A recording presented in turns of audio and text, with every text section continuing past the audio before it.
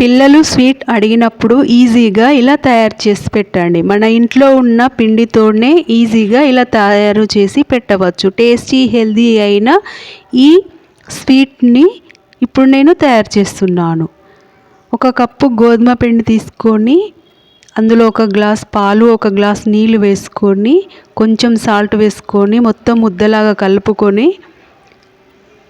మూత వేసి ఒక 30 మినిట్స్ పక్కకు ఉండనివ్వాలి. ఆ తర్వాత వాటిని ఈ షేప్లో తయారు చేసుకోవాలి. ఇలా బాల్స్ లాగా కూడా తయారు చేసుకోవచ్చు. అన్నీ ఇలా తయారు చేసుకొని పెట్టుకొని స్టవ్ వెలిగించుకొని కడాయి పెట్టుకొని అందులో ఇవి అన్నీ అందులో వేసుకోవాలి. మిడిల్ ఫ్లేమ్లో పెట్టుకొని మొత్తం లోపల బయట కుక్ అయ్యేంత వరకు ఇలా కుక్ చేసుకోవాలి.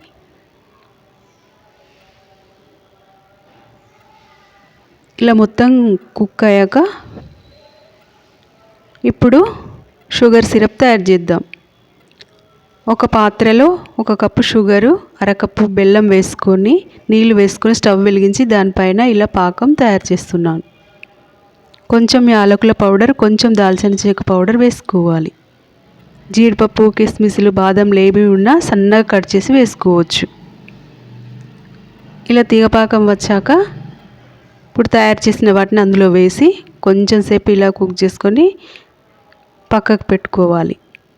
మూత వేసి ఒక 30 మినిట్స్ అలా ఉండనిస్తే వాటికి పాకం పీల్చుకొని చక్కగా మెత్తగా తయారవుతాయి. ఆ తర్వాత ఇలా సర్వ్ చేసుకోవచ్చు. పిల్లలు పెద్దలు ఎంతో ఇష్టంగా తింటారు. గోధుమ పిండితో తయారు చేసుకున్నాం కాబట్టి హెల్దీ రెసిపీ. బెల్లం గోధుమ పిండి ఉంటుంది కదా.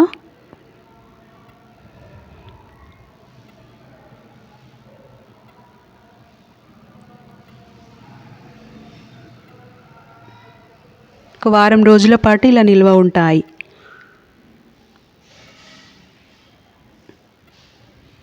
చూడండి ఎంత బాగా వచ్చాయో.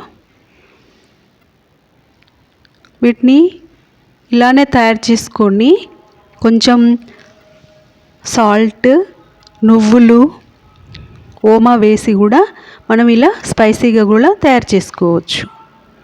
ఇవి 15 డేస్ నిల్వ ఉంటాయి. గాజు పాత్రలో నిల్వ చేసుకోవచ్చు. ఇవి 2 రకాలుగా తయారు చేసుకోవచ్చు. ఇలా స్పైసీగా అలా స్వీట్గా కూడా తయారు చేసుకొని పెట్టుకోవచ్చు. ఈవినింగ్ స్నాక్ లాగా తినవచ్చు. Healthy recipe.